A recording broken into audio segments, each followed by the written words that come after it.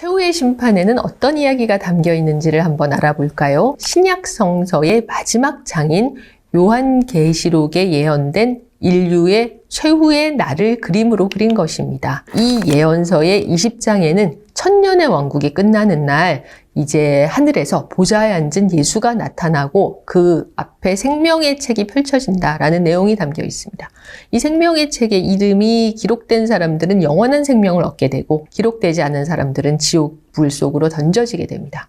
그리고 사탄의 천사와 선한 천사들이 최후의 전쟁을 벌이게 됩니다. 이 최후의 심판의 내용은 당연히 성경을 읽는 사람들, 특히 중세인들에게 큰 두려움을 안겨주는 부분이었고 주로 성당의 서쪽 입구나 그 근처에 그렸습니다. 그래서 성당을 드나드는 신자들이 늘 최후의 날에 대해서 경각심을 가지게 하는 것이 이 최후의 심판 벽화의 존재 이유죠. 특히 1348년부터 1352년 사이에 유럽은 흑사병이라는 전염병으로 큰 고난을 맞습니다. 이 흑사병 대유행으로 유럽 인구의 거의 3분의 1이 사망했다라는 기록도 있는데 흑사병 대유행은 결국 최후의 날에 대한 전조다라는 식의 공포심이 더욱 커지게 됩니다.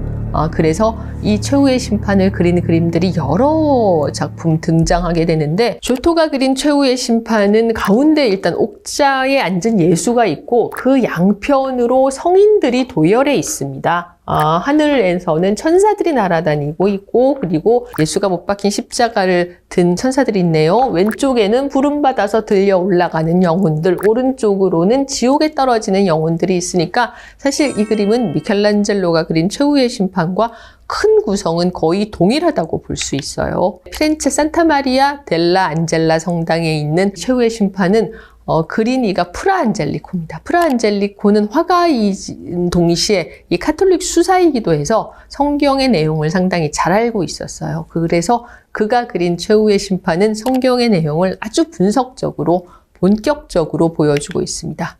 이 그림의 상단 중앙에 맨 위쪽에 빛에 쌓인 채로 옥좌에 앉은 예수가 나타납니다.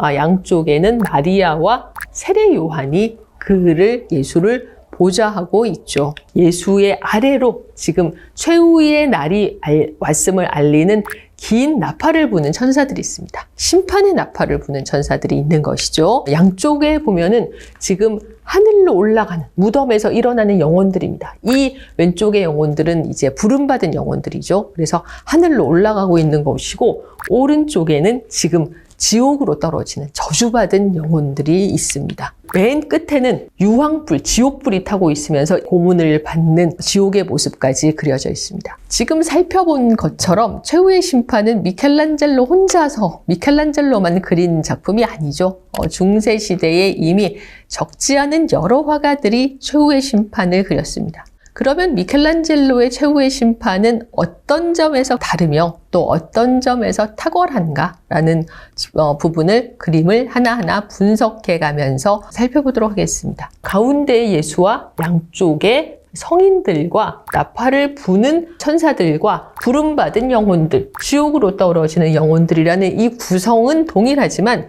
그는 기존 화가들의 최후의 심판에 그 이상을 창조했다라고 볼 수가 있습니다. 기존의 최후의 심판들은 보통 성당의 서쪽에 그려졌거든요. 거기에 비해서 제단의 중앙에 그려졌으니까 상당히 이 그림이 이제 중요하게 취급을 받은 것이고 제단 앞에 이 그림이 그려져 있으니까 사람들은 자신의 눈앞에서 최후의 심판이 막 벌어지는 듯한 그런 환각을 순간적으로 느꼈을 수도 있을 것 같아요. 그리고 이 최후의 심판은 여러모로 특이합니다. 그림의 배경이 아주 선명하고 차가운 푸른 빛으로 칠해져 있거든요. 보통 중세 최후의 심판은 어둡거나 아니면 금색으로 칠해져 있습니다. 지금까지 우리가 봤던 중세 최후의 심판들은 예수가 무지개 위에 앉아 있거나 아니면 뒤에 화려한 어떤 광배, 후광을 안고 나타나는데 미켈란젤로의 최후의 심판의 예수는 후광도 없고 앉아있지도 않아요. 그리고 성인들 모두 누드로 그려서 후대의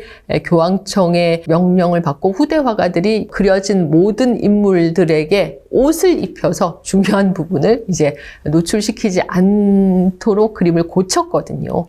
미켈란젤로는 인간 육체의 아름다움과 우월함에 대해서 큰 자부심을 가지고 있었고 자신의 화가로 또는 조각가로서의 사명은 그 인간 육체의 아름다움을 드러내는 데 있다라고 생각을 했습니다. 그러니까 이 만년의 대작을 통해서 우리는 미켈란젤로가 자신의 이 평생 가지고 있었던 예술가로서의 신념을 실천했다라는 점을 볼 수가 있죠. 특히 단호한 표정의 예술을 마치 전쟁에 나오가는 장군처럼 서 있는 모습으로 그려놓은 것이 눈에 띄는데, 지금까지 우리가 본 최후의 심판에서 예수는 늘 앉아 있습니다. 왜냐하면 요한계시록에 예수가 옥자에 앉은 채로 나타난다라는 부분이 있거든요. 그러니까 요한계시록을 미켈란젤로가 몰랐을 리가 없는데 그 부분을 단호히 채택하지 않은 겁니다. 자, 최후의 심판에 예수는 이렇게 큰 육체를 가진 로마 시대의 장군과도 같은 모습입니다. 이 예수의 우람한 육체는 당시 교황청이 소장하고 있었던 벨베데레의 토르소라는 이 조각에서 미켈란젤로가 영감을 얻어서 그린 것이라고 해요. 전쟁을 이끄는 장군의 모습으로 예수를 창조하려고 했다라는 것을 우리가 알 수가 있습니다. 한마디로 미켈란젤로의 최후의 심판은 그 전에 그려진 그 어떤 최후의 심판보다 더 역동적인데 장군과 같은 예수가 중심을 잡고 있는 것이죠. 거기에 비해서 마리아는 상당히 소극적인 모습입니다. 카톨릭에서는 성모를 이렇게 공경하지만 개신교에서는 성모가 성인이 아니죠. 아래쪽을 바라보는 이런 엉거주춤한 자세를 취하고 있는데 이것은 개신교를 지지하고 있는 미켈란젤로의 가치관을 우회적으로 표현한 부분이 아닌가라고 추측됩니다. 한편으로는 예수 못지않게 건장한 체격의 베드로가 그려져 있는데, 그러니까 오히려 성모보다 베드로가 더 중요한 인물처럼 그려졌다는 거죠. 어떻게 이 사람이 베드로인가를 우리가 알 수 있냐면 바로 베드로가 예수에게 직접 받은 천국의 열쇠를 내밀고 있다는 것을 볼 수 있거든요. 그래서 이 열쇠를 통해서 우리는 이 건장한 체격의 남자가 베드로임을 알 수가 있습니다. 예수의 오른쪽 발치에 있는 성 바르톨로메오인데, 이 성 바르톨로메오는 산채로 자신의 피부 껍질이 벗겨지는 방식으로 순교했습니다.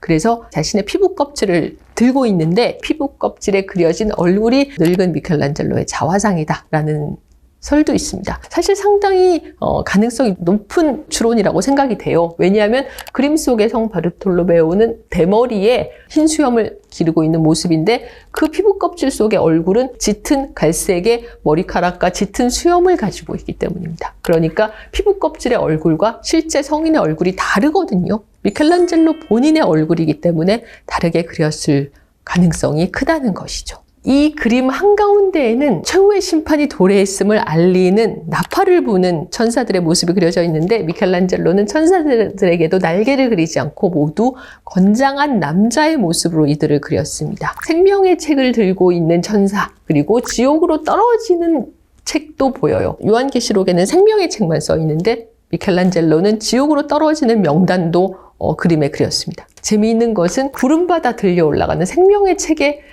사이즈는 굉장히 작고 얇은데 지옥으로 떨어지는 명단은 그 생명의 책보다 10배는 크고 두껍습니다.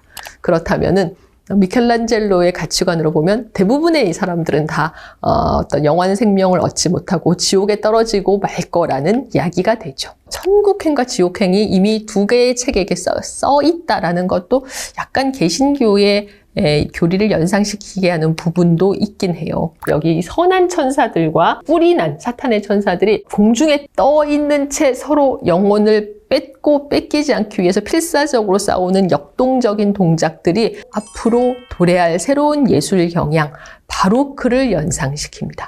미켈란젤로의 최후의 심판은 이제 르네상스가 분명히 끝났고 마니에리스모, 어떤 불안과 공포의 시기가 왔으며 보다 역동적인 움직이는 듯한 그림의 시기, 바로크 시대가 도래할 것을 예견하는 그림이기도 합니다.